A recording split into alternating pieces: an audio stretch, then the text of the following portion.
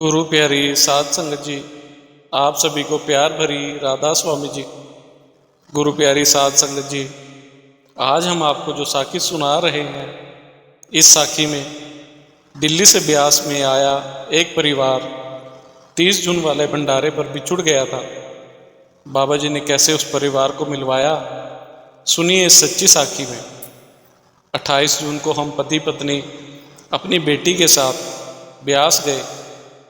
2-3 दिन वहाँ रहे, सत्संग सुना, बाबा जी के दर्शन किए, भोजन भंडार, कैंटीन, स्नैक्स बार, सब जगह घूमे फिरे। बच्ची ने खूब मस्ती की। लेकिन भंडारे के बाद जब हम ने ब्यास से वापस दिल्ली आना था, तो हमारे साथ क्या हुआ वह आपको बताना चाहते हैं। साध संगत जी, आप सब तो जानते ही हैं कि ब्यास स्टेशन पर भंडारे के बाद कितनी भीड़ हो जाती है।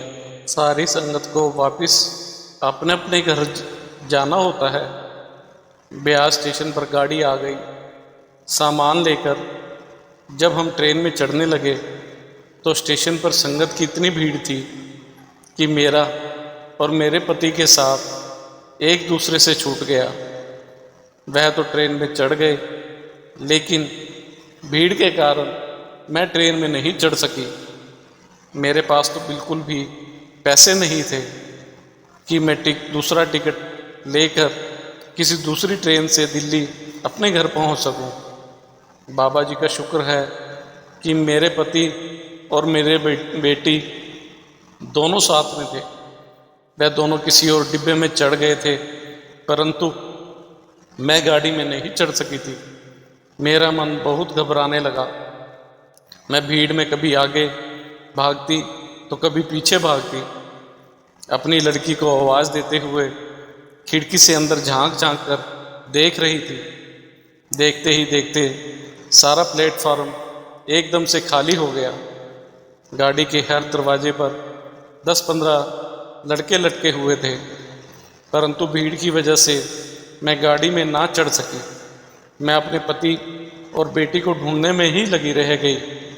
तभी एक सरदार जी मेरी तरफ आए और पूछने लगे, बहन जी आपको कहाँ पर जाना है? मैंने उनको जल्दी से अपनी सारी बात बताई। ट्रेन अभी वहीं पर ही खड़ी थी। वह सरदार जी मुझे बहुत भले नज़र आ रहे थे। उन्होंने मुझे गाड़ी में चढ़ने के लिए कहा और मेरी पूरी मदद करने का मुझे आश्वासन दिया। उन्होंने गाड़ी में चढ़कर मेरा हाथ पकड़कर मुझे ऊपर चढ़ाया। उन्होंने मेरे पति और मेरी बेटी की पहचान भी मुझसे पूछी और चलती गाड़ी में ही उन्हें ढूंढ लिया तथा मेरा और मेरे पति बेटी का मिलन करवा दिया। वह दोनों भी मुझे बहुत ढूंढ रहे थे। मैंने उन सरदार जी का हाथ जोड़कर बहुत धन्यवाद किया और उनको राधा स्वामी किया। साध संगत जी, मुझे तो लगता है वह आदमी कोई और नहीं, सचमुच मेरे प्यारे सतगुरु जी थे। बाबा जी ही थे जिन्होंने मेरी इतनी मदद की। अगर बाबा जी ना होते तो मैं अपने घर तक कैसे पहुंचती? मेरे पास बिल्कुल भी पैसे नहीं थे। मेरी टिकट भी मेरे पति के पास थी। सतगुरु जी हर जगह हर समय हमारे साथ हैं। वह किसी भी रूप में हमारी मदद करने के लिए आ जाते हैं। हमेशा अपने कुल मालिक को याद रखना चाहिए। बाबा जी हमेशा हमारे अंग संग हैं। हमें उनका बार बार शुक्र करना चाहिए। शुक्र मालिका, शुक्र दात्या, आपका बहुत बहुत शुक्रिया। इसी के साथ एक छोटी सी साखी और है, एक बहुत ही प्यारी साखी है। कृपया इसे अंत तक सुने और चैनल को सब्सक्राइब करना ना भूलें जी। एक बार एक मुसलमान दर्जी हुआ करता था। वह बहुत लालची था। गांव के लोग जब उससे कपड़ा सिलवाने के लिए आते थे तो वह उनसे बहुत ज़्यादा कपड़ा मंगवा लेता था, और जो उनका कपड़ा बच जाता था उसे वह अपने घर पर ले जाता था और अपने बच्चों के लिए कुछ कपड़े बना लेता था। एक बार वह दर्जी काफ़ी बीमार पड़ गया। काफ़ी दिनों तक जब उसका बुखार ठीक होने का नाम नहीं ले रहा था, जब कोई इंसान ज़्यादा दिनों तक बीमार रहता है तो उसके मन में भी कई तरह के बुरे बुरे ख्याल आने शुरू हो जाते हैं कि मैं इतने दिनों से बीमार हूँ, शायद अब ठीक हो जाऊँगा भी या नहीं, कहीं अब मेरा अंत समय न आ गया हो। ऐसे मन में कई तरह के बुरे बुरे ख्याल आते हैं कि मेरे मरने के बाद मेरे बच्चों का क्या होगा, मेरी पत्नी उनको अकेले कैसे पालेगी। ऐसे ही एक बार रात को जब ऐसी चिंता में सोचते सोचते सो रहा था तो तब उसको एक सपना आया कि मैं मर गया हूँ, मेरे परिवार के सभी लोग बुरी तरह रो रहे हैं, मेरे छोटे छोटे बच्चे भी बहुत रो रहे हैं, मेरे सभी रिश्तेदार भी आ गए हैं। यह सब वह जैसे खुली आंखों से देख रहा था। जिस कब्र में मुझको दबाया गया है उसके चारों ओर कई तरह के रंग बिरंगे कपड़ों की झंडियाँ लगी हुई हैं। उसने डरते डरते साथ खड़े हुए एक फरिश्ते से पूछा, भाई यह रंग बिरंगे कपड़ों की झंडियाँ मेरी कब्र के चारों ओर क्यों लगी हुई हैं? मैंने पहले तो कभी किसी की कब्र पर इस तरह की झंडियाँ लगी हुई नहीं देखी।